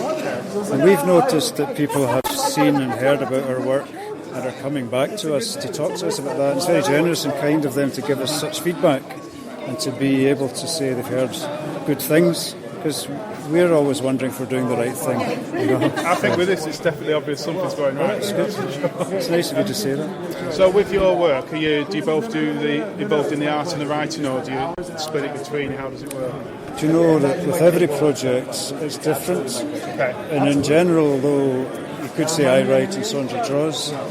Someone drawing a graphic novel brings a lot to the writing anyway, because they're considering how to compose the images and lay them out on the pages. A comic's basic unit is the double-page spread, or sometimes a single page, but in general pages sit together. So in the reading, the pages have to speak and bring out the deeper themes and ideas, not just in those pages but in the whole story. And in that sense, somebody laying out a comic and considering how to compose the art is doing a lot of writing. We always walk and talk and discuss the deeper ideas before we embark on a project, and even though a story like The Little Mermaid exists, to adapt it isn't just a case of rewriting the story and choosing pictures. It's not an illustrated book. Comics have a fantastic dynamic as a medium, And all of these considerations we share and discuss. So to say that I write and Slender draws is very reductive, or simple. So it's a bit more complex. Thank you very much. No, it's a pleasure. Thanks for taking the time to speak to us. So we're here with Myfanwy, Tristram. Let me pronounce it for you. Yeah, Myfanwy. or Myth. It seems to be the easier pronunciation. Was that how you pronounced it? Oh, pretty certain. That was exactly getting heads shaking behind. You know what? Afterwards, I went online to see, if you... It was terrible, If you Google how to pronounce Myfanwy, you get a YouTube video that is completely wrong. I put it into Google Translate, and then you just got a computer voice, a man's computer voice, doing it up, and I was like phonetically. No idea. We failed. We did. Never mind. It's my own fault for having a stupid name. Nobody can spell and nobody can pronounce. Beloved, doesn't it? I believe so. There you go. You see. So it's a nice name. So we've reviewed it, but tell us a bit about your book that you've now printed. Yeah. So Ladies of the Lakes was all about when myself and my friend Zara Slattery, that I'm sharing a table with, came up to the festival last year. And we had a heck of a time getting here. So we're from Brighton on the south coast. It's about a 350-mile trip. 350-day trip. Yeah, it could have been a long volume of comics. Zara is an amputee, so we experienced all the difficulties of getting on and off the various trains, and sort of where the system failed us a bit, where you would expect to be able to ring ahead and get a little trolley to help you, and it's supposed to be in place, didn't really happen. And then the comic covers the 3 days that we were in Kendal, and there's lots of hopefully, I keep hoping someone's going to come up to the table, open the comic and go, oh, that's a picture of me, because I drew lots of the people who were at the festival, and lots of the local spots as well. Which, they stand out. They do. But nobody yet has come up and recognised themselves. So. And I'm sitting here with it. You might notice my voice has gone down an octave because I've got a stinky cold, and every time I start talking, I'm like Theresa May at the Conservative Conference. I haven't got any cough sweets. I stand up with your Stretzels, and I keep thinking everything's going to fall off the wall in a Theresa May styley as well, but it's all right. So I suppose the question is, because obviously you've come back again, so even though the journey was so hectic last year, what's so important about events like this for yourself? Yeah, so I mean, to be absolutely fair, Zara drove this time, she had enough of trains, but yeah, you're right. Last year we did a number of festivals. This year we only did the lakes because we just love the atmosphere. It's such a small town. You can guarantee that you'll run into people you know. You can go around all the different venues really quickly and easily. But it's just a lovely, friendly feel to it, and that's. I think we probably will keep coming back as well. So where can people find more about your books? Myfanwy.com. Nobody can spell it, so can I just spell it out? Go for it. Yeah, so MYFANWYTRISTRAM. And if anyone gets through that, or on Instagram, I'm just Mock Duck. So that's probably a slightly easier one, and Twitter, So find me there, and there's links to the website from there. Thank you very much. Oh, thank you. Right, here we're with Phil Welch at the Brewery Arts Centre. He's one of the volunteers of Red Shirts of the festival. Thank you for coming on, Phil. No problem. Why do you give your weekend up to do this? It's just such a wonderful festival. I love meeting all the guests from all over the world that are so talented, and it's a real community feel that everyone gets involved, the whole town, and it's just such a special event. What sort of is a process for your role? Do you have to go to classes as such, what meetings to learn exactly what you're going to be doing? We have a series of meetings on the run-up to the festival, a few months before and then again a few weeks before. I get involved all through the year, and we go away to some other events as well and table and try and get people to come to the festival and make sure they're aware of it. Other comic conventions. So this year we've been to Blackpool. We had a table in the shopping centre here in Kendal.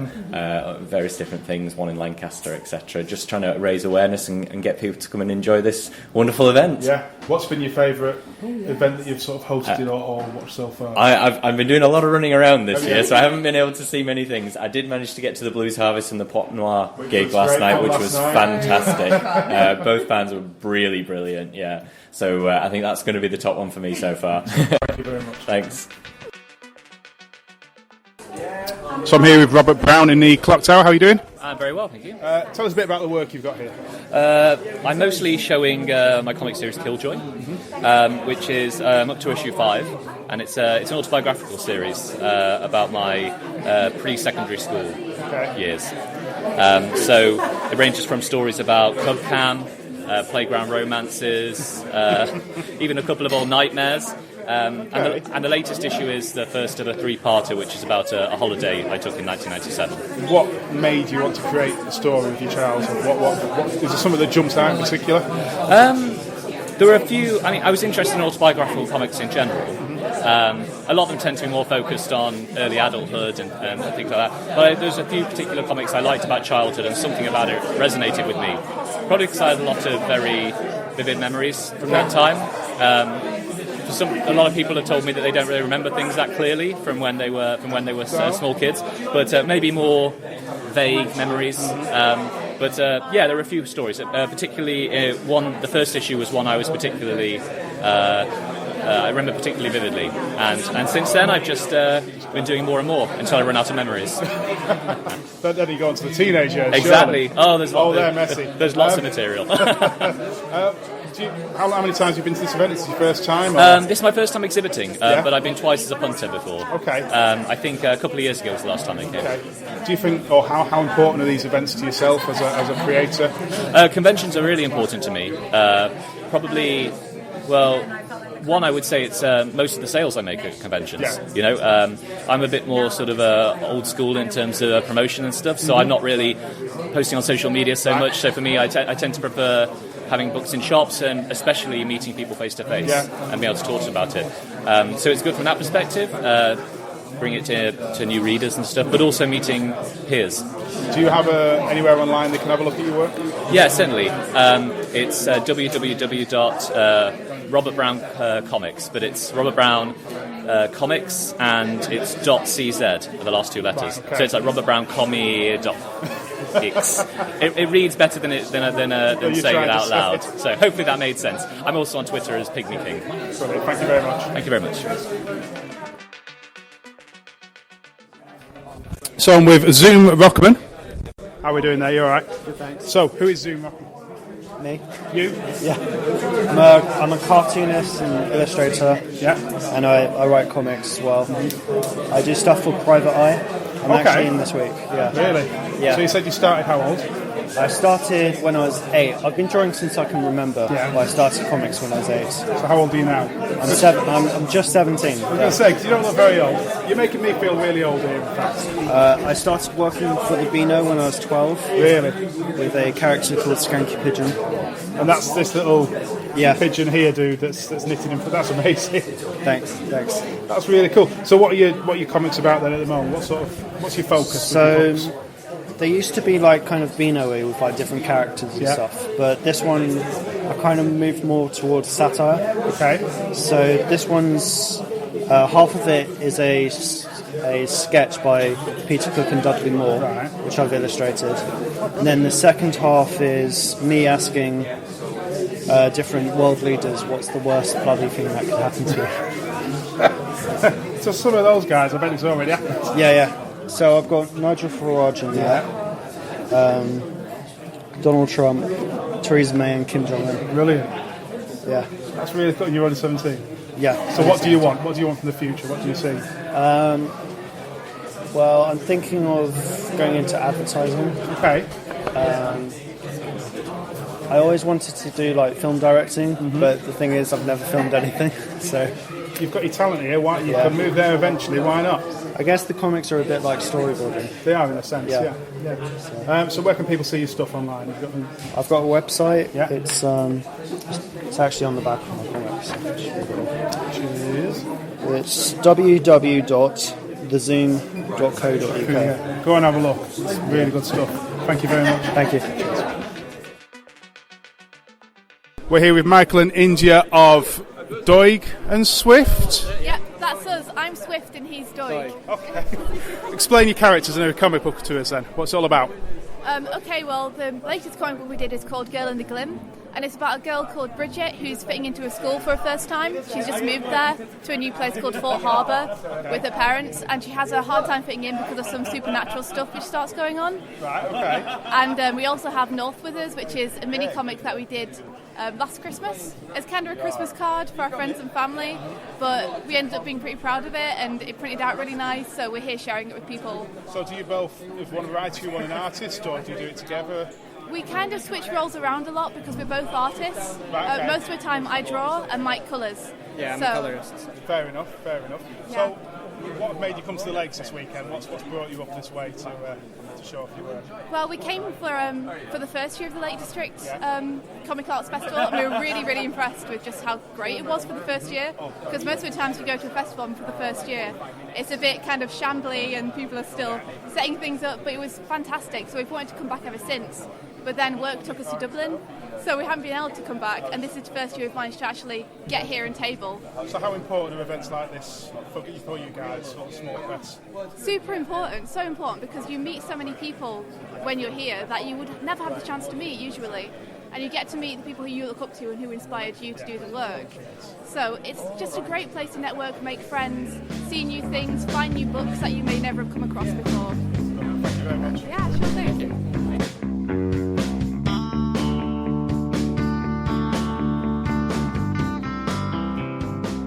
How do? Welcome to Breakdowns, the comic art section of the podcast. I'm Pete Taylor. I'm a small press comics creator and illustrator. Online I trade as This Man, This Pete, and my favourite three things I've drawn since last episode are Robot Man from Doom Patrol on a Beer, Shame and Beer Mat, Humphrey Bogart on a Beer, Shame and Beer Mat, and Dylan from Kill or Be Killed on a Beer, Shame and Beer Mat. I have a few beer mats left over after the festival, and I've had quite a few requests for one. Hi, I'm Daisy, and three of the favourite things I've drawn recently: Rick Sanchez chibi, a chibi of the Elephant Man, and I never thought I'd do that, and a guy with a gun, because I'm not great at drawing guys and I need more practice, so... As you can hear, this episode I'm joined by my daughter, Daisy, who joined me at the Lakes Festival this year and sold chibi sketches from the table. So it was your first visit, not to the Lakes, because we go there every year on holiday. Yeah. But it was your first visit to the Lakes Festival. What did you think? It was amazing. It was really eye-opening because I kind of expected it to be really similar to Cardiff Con, London Con, and it's so different, and in a very good way. It's really comic based, you know, there's not as much merch or stuffed toys, key rings. Oh, it's so good. I could see tables and tables of comic books, and that's why I go for the art, for the comic books, for seeing all these really inspiring people. And we were next to the Etherington brothers. I mean, that was awesome. I was so inspired by them. They're a couple of powerhouses, aren't they? I mean, they could just keep that the energy in the room moving the whole time that we were in that room. I mean, there's lots of different creators there, aren't there? So it is nice to see what different things everyone has on their table. Yeah. I think that is one of the nicest things about the Lakes, is particularly where we were in the clock tower, the fact that you're amongst lots of other people who love doing what you love and are given the chance to put it on a table in front of them. Yeah, definitely. So what did we have on our table? It was mainly comics, because we managed to get a lot more books out there. So we had Monster Kids digital comic. We had some Monster Kids mini comics. We had Mike Wednesday. We had my sketch card book. We bought that new fold out compartment thing. That was helpful. Well, it was, wasn't it? Because last year I had a full table, and because so many people applied this year, I got half a table, which it was just right because I think half the table last year was prints. So I bought like a little pop-up corner unit, didn't I? Yeah. That we put all of our prints on. So my prints of Wintry Wonder Woman, Celia Fate and Horillas, and you had Zelda and Princess Leia. Yeah. So that was quite good because we had them on the corner of the table first, but that wasn't working, was it? Because it was just one of us was covered up the whole time. But luckily we had a windowsill behind us, so that became our print display area. Oh yeah, and it was boiling in there, so yes, we had the window helped with that as well. But prints were a good seller for us, and new on the table this year were the chibis. The chibi sign, I was so proud of that. But so we had, and pretty much we very similar sales wise in terms of how much we made, pretty equal. I think comics just came out the front, but I think we made about the same amount on chibis as we did on prints, and it was more than last year, so that's a success. Yeah, so your comics as well. It was great seeing your comics on there for the first time and people picking them up and reading them. Yeah, because I didn't have the Mike Wednesday or the sketchbook or a lot of the Monster Kid stuff there last year.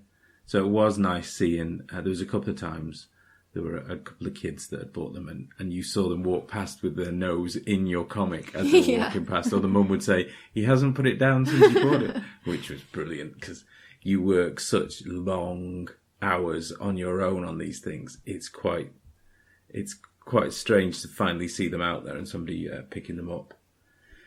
So then, in the rest of the room with us was next to us on the other side from the Etheringtons was Aldous and Cinebooks, and he was lovely, wasn't he? He was so helpful.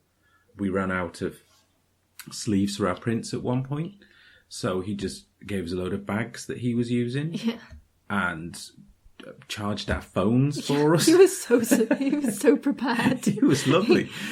But he also had a really nice deal for us, didn't he? Oh yeah, it was great. I mean, I was looking at the books and all of them looked great, and then he offered us free book in exchange for a fan art in his book. Yeah, what a deal! Yeah, and to be honest, I wasn't as familiar with his range of books. I've read Asterix, I've read a bit of Lucky Luke, I've read a bit of Mobius. It's probably as far as my knowledge of French comics goes. So it was really nice for him to give us that chance.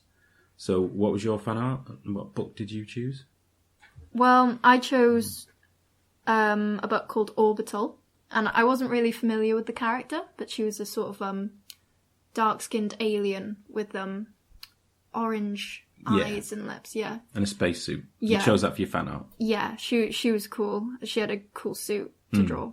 And I chose Valerian for my free book. I had my eye on that pretty much for the whole day, so I'd have gotten that anyway. So that was a great deal, yeah. And I was having a browse. I was going to go for Lucky Luke to begin with because I was familiar. But then Aldous started telling me about some of the other books. And he mentioned the word pirates, which I do have a bit of a thing for pirates. Your ears pricked up. So he showed me Long John Silver, which I haven't got in front of me, which I should have. But the artwork is amazing in it. And he mentioned how good it was and how great the characters were. And I read it. It was the first thing I read from Lycaf that weekend. And I read it on the train on the way back, and I absolutely loved it. The artwork pulled me in, but the writing and the characters in there are amazing. So I'm looking forward to getting I think it's 4 volumes in total, so I'm looking forward to getting the next 3 volumes, probably for Christmas. Yeah. Because I spent on my birthday. I think if you check out Cinebook's Facebook page, Aldous has taken scans of both of our fan arts and lots of other fan art that he got from other people over the weekend. So go and like Cinebook's Facebook page and check out some of the fan art. Yeah. Loads of other lovely people in the room with us. Zara from Inksplattery and Myfanwy were just over the way from us. We had Tor Freeman and her sister further down. Didn't chat to everybody in the room. I know there were a couple of people we didn't get the chance to. I think there was Zoom Rockman. Yeah. Beano, cartoonist, was there, wasn't he? Didn't get a chance to have a chat to him. I mean, that was part of the difficulty of the weekend.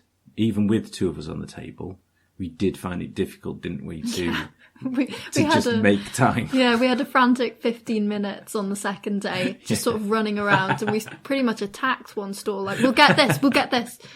Yeah, that was India Swift and Michael Doig's table, wasn't it? We came late on a Friday, and then as soon as we arrived, it was like, oh my God, this is gorgeous. And I looked through their book, The Girl and the Glim, which was absolutely fantastic till it hits one page. I don't want to mention what it was, but as soon as I saw it, it was like, oh my God, I'm getting this book. And they had mini comics, and then we ended up buying their enamel badges. Yeah. And we were changing our order so often that poor old Michael, I think, was getting a bit flustered. Yeah. Sometimes he was trying to keep track. We were about to leave, and then I saw there were 2 kinds of enamel pins instead of 1. So yeah, that was great. We did have, it did seem like everyone was getting a bit tired as well by the end of Sunday. You could feel it in the air. And everybody was getting a little bit kind of dejected and just kind of feeling that, they wanted a pint at the end of the day. Yeah. In the room I was last year, John and Cheryl. Yeah. From Soaring Penguin Press, who they were probably quite sick of the sight of us back then, weren't we? Because we saw them on the first day as well. Yeah, went out for food and stuff. It was really nice. Yeah, we had beer and pizza with them on Friday night, didn't we? At the brewery. Yeah. Peking duck pizza with hoisin sauce. Oh, that was so nice. So we had a lovely first night with John and Cheryl. Yeah, it was great meeting them. And we saw all, there was the kind of pro room next door. So we saw Sean Phillips and Daryl Cunningham. And so next to Soaring Penguin Press upstairs was Jessica on Paper.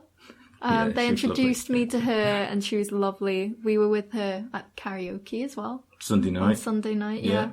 She was part of the John McShane conducted Bohemian Rhapsody choir, wasn't she?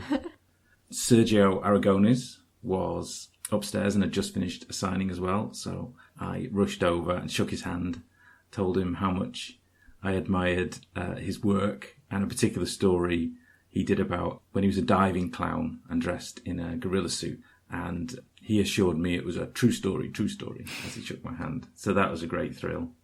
It was difficult getting away from the table because we had lots of people come around, didn't we? And the main thing for me is chatting to the people that are coming to your table. I do like meeting the people who are nice enough to come and buy stuff off you. We still had people coming asking for sketches in their books, didn't we? Yeah. And it was my first time doing commissions. So it was my first time having to manage time in that way. I had about half an hour for each sketch, and then I had to move on to the next one, whether I was happy or not. I would spend extra time finishing off if, I thought it needed a bit more shading in areas.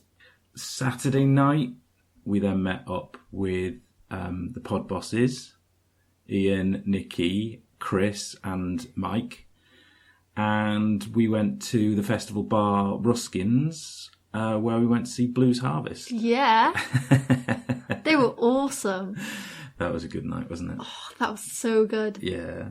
So Blues Harvest, who, as devotees of the podcast, you'll know from the interview, I can't remember which episode number, but they do various Star Wars and geek-themed songs, don't they? Yeah. But it was a brilliant set. We had great fun listening to those. Obi-Wan Kenobi! Oh, it's so good. That is my favourite. And then followed by Pop Noir. Yeah, they were cool. Were they from America? Yeah.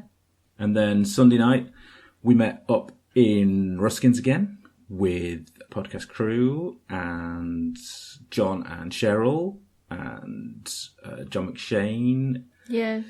for the big finale, the after-show karaoke party. And pizza, which we were late to. We did miss the pizza. At least I didn't miss the sweet stuff afterwards. And they didn't run out of beer, which is the thing I was most grateful for. The festival Rogue Trooper beer. So that was a great night, wasn't it? That was a good finish. Yeah, that was so good. You did a rendition of Toxic for everybody. Classic karaoke fallback. Oh, it was a brilliant night. You were getting quite sad with it being the end of your first festival. Was an amazing sight, though, being conducted by John McShane. He was funny, wasn't he? Yeah. And what stories, man. That guy knows everybody. So, what did you get out of the weekend? Well, just seeing everything and the way everything worked was amazing. Meeting so many new people. Seeing all the pros, the guests, along with the small presses was great. And like I said, it was really inspiring. And I think my favourite thing was when I talked to Lorenzo and Robin, Etherington. When I was having a chat with Lorenzo, he was telling me that doesn't matter how busy you are, everyone is able to set aside 20, 30 minutes and just draw, ink, colour, just work on whatever project you've got going on at the moment. And, looking down at his stall, all their books, it's amazing how much they've been able to get done, and so inspiring, Yeah, I think ultimately that's what I came away with as well, was being inspired by seeing other people's creative endeavours, by looking and seeing that you are one of many people that enjoy drawing and making comics and generally creating. And it's nice to spend time with those people and to share your loves and ideas and thoughts. It's also really good to see that what you've spent such a lot of time on is appreciated by other people. So, there were a couple of people who had bought things off me last year that came back. A couple of faces that I recognised. That was really, I suppose, my favourite part. Although getting asked to draw on Chris's guitar was pretty cool. You were so nervous. I was chatting to somebody upstairs, I can't remember which creator it was, and they said, never look in a sketchbook, to see who's drawn before you. Nikki asked me to draw in her sketchbook, and the person before me was Duncan Fregredo, and that completely threw me. I was not pleased with what I tried to do. And then the next day when Chris asked me to draw on the guitar, which had drawings by Sean Phillips, Duncan Fregredo, Stan Sakai, Chip Zdarsky, Brian Lee O'Malley. I mean, it was ridiculous who was on that guitar, and he asked me to draw on it. It was like, I did say no a couple of times till he insisted. But I chose a little spot round the corner from Geordie Benet, manned up and drew a little Cthulhu around the corner, which I was actually pleased with. So I managed to do it. But that was a highlight, drawing on Chris's guitar. It was everything I wanted the weekend to be. I loved hanging out with Ian and Nikki and Chris and Mike. And, of course, the fact that we went together, it was fab. Having spent Thought Bubble with Nancy, it was lovely to spend a very comic-y weekend with you. So, no, absolutely fantastic. Loved it. Enjoyed every minute. Yeah, I had a great time, and meeting all these new people was amazing. It was. And then there's the Beer Shame and Beer Mats, which went down really well. I was asked to sketch quite a few over the weekend. I think I did Golden Age Flash, Spirit, the Beer Shaman a few times, lots of Monster Kids. I had some great examples and sketches from lots of the artists, whether it was in the pub or, when you had a quiet minute behind the table. By this time, we will have decided who's won, and Ian and Nikki will be announcing this after this section, maybe? Anyway, yeah, it was great fun. Glad we did the Beer Shame and Beer Mats. Well, thanks for listening. Please contact me if you have any comments or questions, or if you have ideas for other comic artists' profile. You can find me at thismanthispete on Instagram and Twitter. Email me at thismanthispete@gmail.com, or at my website, surprise, surprise, thismanthispete.com.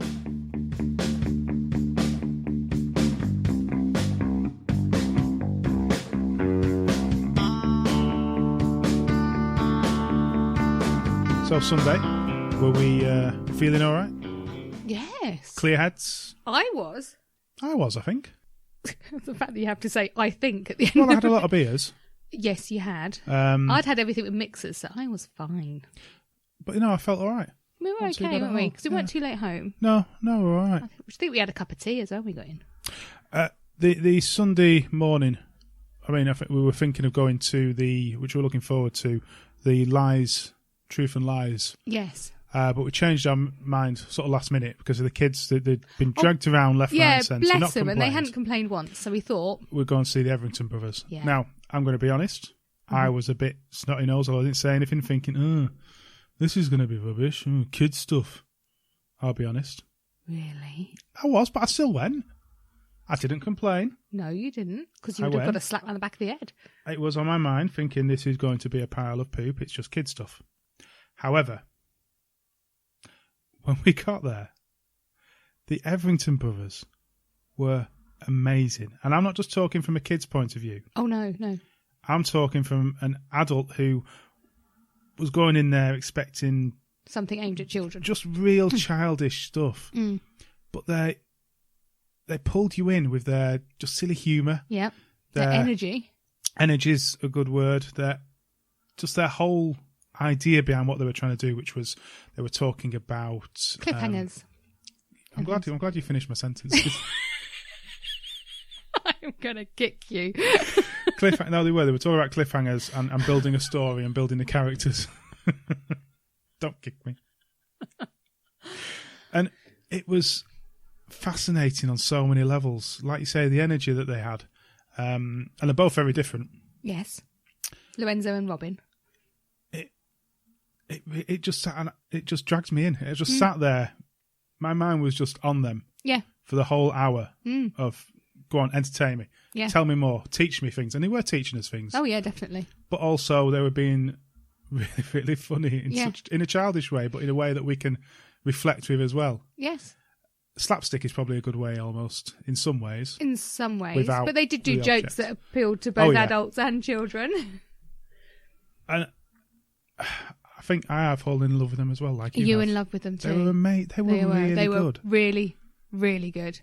And they gave. I can understand why the kids walked out of there thinking, "I'm going to be an artist, or I'm going to do this," because they just pulled them in. And I suppose it's not even just about that.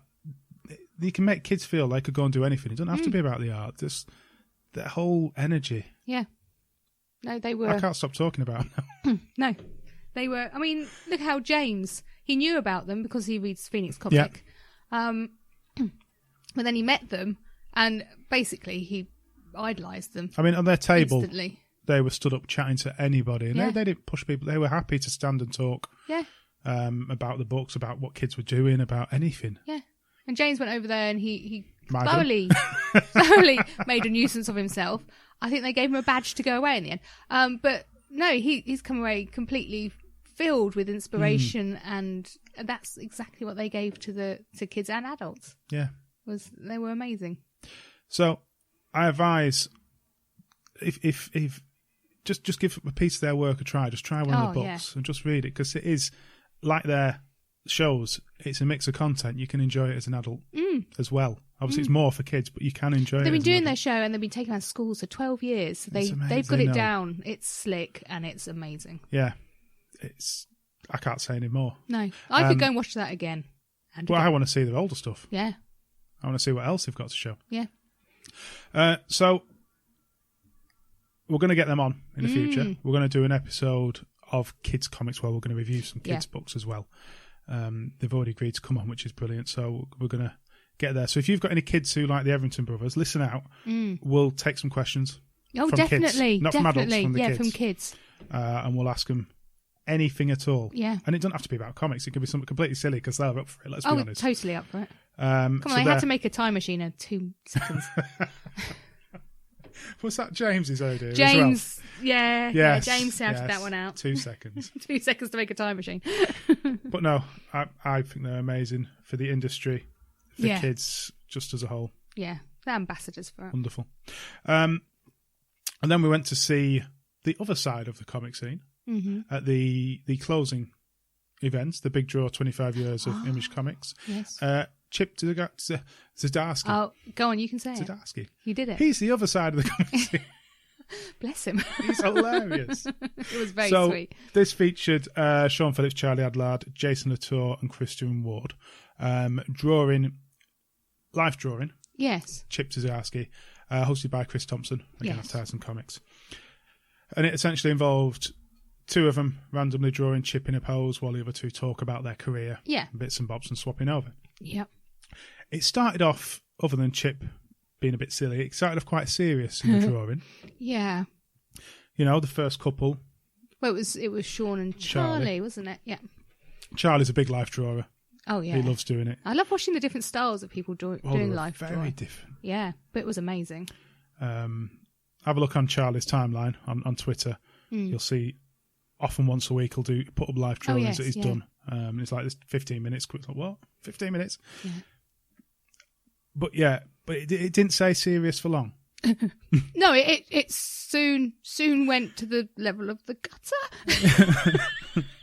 in different ways. It was hilarious. It was really funny. And you just weren't expecting some of the drawings to turn into what they turned into. Yes. There is pictures online. I'd rather not explain. I was going to say, I've got some. I could put them back up online. But even, again, talking to Charlie, he was very serious mostly throughout of it, but then the last one, it just turned again. It's like, that went dark. I've got a bit of freedom here. So it was very entertaining. It was very entertaining. Brilliant sort of close event to the festival. Yep. And I think that's a definite one every year we'll be going to. Yeah. So, before we do some final bits of the festival, a bit of a roundup. So what did you enjoy most of all? I think, actually, I enjoyed the Clock Tower so much because you actually met the artists without them. I said they are selling things, but you actually met the person behind it all. I never felt that anybody was talking to you purely to sell. No, that's what. But they weren't. No, so it was it's not nice. like at a Sunday market where they are just there to sell. It was nice actually meeting. Obviously, Etherington Brothers was a definite highlight for me because it was just so funny. It kind of amalgamates into this lovely big hug. It is, isn't it? Yeah, there was a weekend. Everybody was just so friendly, so happy, and seeing people who we'd spoken to. Yes, it was so lovely to see them. To meet these people in the flesh. Having our T-shirts on, we had a few people come over. You had one guy talk to you for absolutely ages, didn't you? Yeah, I did. Yes. From Glasgow. Yeah. Was it David? I can't remember the name. I'm rubbish at remembering names. I'm not very good at remembering. But yes, he came over because he listens to the show. Yeah, which was cool. Mike had a few people. And yeah, no. So that's brilliant. Yeah. Absolutely brilliant. So it's the fact, though, they said they all recognise everyone else's voices and I'm the only girl on it. I'm the only southerner in the Kent. Only southerner and a girl. We weren't. There was plenty. In fact, a lot of people have come from down the bottom Brighton places, haven't there? There was a lot of people travelled a long way to come up to get up here. In fact, Myfanwy, she's from that way. Yes. And she had to go home on a Sunday because her daughter was ill. Yes. It's like she spent all day to get home because it's just so far away. Yeah. So fair play to people making that, coming that distance, and that's people just coming to enjoy the event as well. Yeah. Came up that far. So absolutely love the event. Next year is already booked in for the 12th to 14th of October. Yep. We'll be there. We will be there. So we've got a few things just to talk about. First, the beer mats. We had the beer shaman mats throughout the weekend. Yes. We put there's a little prize, a couple of books is what the prize is. I'm afraid it's not holiday. You want a car? Oh, no, sorry. To whoever we felt had done the best drawing. Now, there was some amazing drawings on there. Yes. But one stood out because they did something so different. Yes, and we all agreed, actually, didn't we? We all agreed. We all agreed on this one. So the gentleman in question, there we go. We've split it down the line. We have. Now it's 50% now. We've got it down to man. He did a cowboy. Yes. Going through some bar doors. Yep. With a reflection on the second pad. The shadow. Yeah, the shadow. Sat belief showing his shadow coming across. Yeah. So it was brilliant. Really clever. Thought outside the beer mat there. Yes. So Jack Knight. You are the winner. Give us a contact. We'll send you some books. Well done. Quite a lot of the ones we've found on Twitter will be on the website. Yep. So you can have a look at the mats that people did. Yeah, some of them are amazing. Pete did some really cool ones as well. Really cool ones. My one, of course, is lovely. There's a lot of love of mine because I threatened to kill him. Poor Pete. So your doodle pad, you got quite a lot of people drawing in there. But there's a lot of room for next year. I think we'll be a bit more pushy. Well, maybe not pushy. We're pushy. We're more I'm not really a pushy person, so... You spent a bit of time queuing up for Sean, though, didn't you? For Sean, I'd queue up all year. And then on the Monday after the event, we went on the radio. Again, I went on the radio. Sorry, let's get this right, shall we? You went on the radio. So we got a message saying we'd like to come and give a quick roundup of the festival and join in our radio quiz. Yeah. So I went on, gave a brief. You did, yeah. And then I scored points on this quiz. How many points did you score out of? Well, was it 8? 8. 8. I think it wasn't it? 4, 3, no, 3? No, lower. 3, 4, lower. 2. And a bit. 2.5. 2.5. Okay. Well done. Well, let's leave it there. 2.5 out of 8. Let's leave it there. We were winning that weekend away in a caravan, weren't we? Let's move on from that. Because it didn't stay at 2.5. No, it did it, darling? Because you could double or quit, basically. Well, I wasn't going to win at 2.5. No, but you might have won at 5 out of 8. I might have. You might have. But I didn't get that right. Oh. How many did you get, darling? It wasn't a negative number. Right. It was a big round number, though, wasn't it? 10. No, 0. And what did they say? Maybe Nikki could do better. Yes. Oh, well. It's all right. Didn't need a holiday, dear. No. Well, you wouldn't have won the holiday anyway. You might have. Never know. Not with a 0, I was you're not, never though. expecting to get anywhere on that. Yeah, but I was expecting more than a 0, right. dear. So, yeah, the festival was amazing. Really enjoyed ourselves. Everybody seemed to enjoy themselves. Yeah. Roll on next year. Yeah. And it's seeing the children and people who don't necessarily know anything about comics come in and be inspired. And that's where it all is. In fact, our friend, Kelly, went and bought artwork because she just loved it. Yeah, she bought artwork and she bought from page 45 as well. Yeah. So, which I'm borrowing the book after her now. She's just finished it. We've got to wait for the second one to be translated, though. So, we've now got another year to wait. Oh. So, what's the plans? I don't know. More of the same. So, what we're going to do with the podcast, I think we've probably focused a little bit too much on the festival itself in some ways, in the fact that sometimes the content has been purely about the festival. And I think we're going to open it up a little bit to bring in a bit more so we can give you, the listeners, a bit more content. Because, let's be honest, for the next 7-8 months, there's going to be very little to talk so we've about got in regards to the festival. So the way the podcast is going to go, we're going to continue to start with our comic section. We'll do the reviews like we've been doing all the time.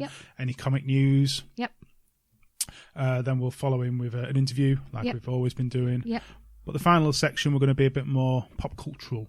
A bit more what we're watching and enjoying. You mean like Stranger Things too? Next episode, we're going to have a Thor review. Oh my God. Thor review, but let's just say one word spoilers. for Thor. One word for Thor, just for people who can go and see it now. One word. What do you think of Thor? Amazeballs. That'll do. I'm not even going to respond to that. Amazeballs. Full review next episode. But yeah, it'll give us a chance to talk a bit more off comics, a bit more about the stuff we enjoy and about what you can enjoy. And maybe we're doing things like our favourite films. Stuff like that. You mean like when we went to see the 30th anniversary of The Princess Bride the other day? Oh, it was awesome. Anyway, maybe not that. I'm disappointed in you. So, any thoughts, please just let us know. We're going to sort of just open it up a little bit more as a podcast and as a show. Yep. Obviously, Pete and Mike are still there, but we're going to get some guest contributors on as well. Yes, because Pete and Mike do need to go on holiday occasionally. They do, and have breaks. Yeah. So, we'll have guys just filling in for them if they want to have an episode off now and again. Only one, though. They're not, I'm going to say, there's I was going to say, let's not. Holiday rota. Yeah. So, please keep listening. We're not stopping. No. No, you can't get rid of us now. No. Support us, please, as well. Christmas is coming up. We're not like a homeless shelter. Or adopt an Ian for Chris. And Ian's for life. Not just for Christmas. We could do with a turkey. No. Some tinsel. I do like a bit of tinsel. A lot of you are going to shop on Amazon, let's be honest. Oh, the Amazon link. Do you know, did we actually get to a whole... We have made money. Wow. Which has been ploughed back into books, essentially. So we've got books from Amazon. So yeah, on the website, there's a click on link for Amazon. Click on that before you do your shopping, and we will get a very small kickback of anything you buy. It's very small. Oh, it's very small, but it means we can get books from Amazon to continue the podcast. Mm-hmm. So please, you can give us money if you want, but I'm not expecting that. All I'm expecting is just in an envelope, push it under the door. A little click before you do your Christmas shopping. A little click. That's it. So next episode, I've got no idea what's going on with it yet as far as interview and stuff. We've got some ideas, but we'll see who we get hold of. Ooh. Other than that, thank you to everybody who came to the festival and made it so amazing. Yes, thank you. Thank you to you for making it so amazing for me. Oh, that's so sweet. I would say thank you back, but you didn't make it amazing. No, thank you. It was lovely spending the weekend with you. Oh, people are throwing up right now. I know. We'll see you on the 15th of November. Yes, that's very close to my birthday. Just a hint. We've got a stack of books to review. Yes. Oh, gosh, yes. I've got to get reading. Other than that, thank you very much for listening. Thank you. Bye-bye. Bye. Thank you for listening. Find out more about the festival at comicartfestival.com. Find out more about the show and how to contact us at comicartpodcast.uk. Find us on Twitter, Facebook and Instagram. Music composed by Pop Noir.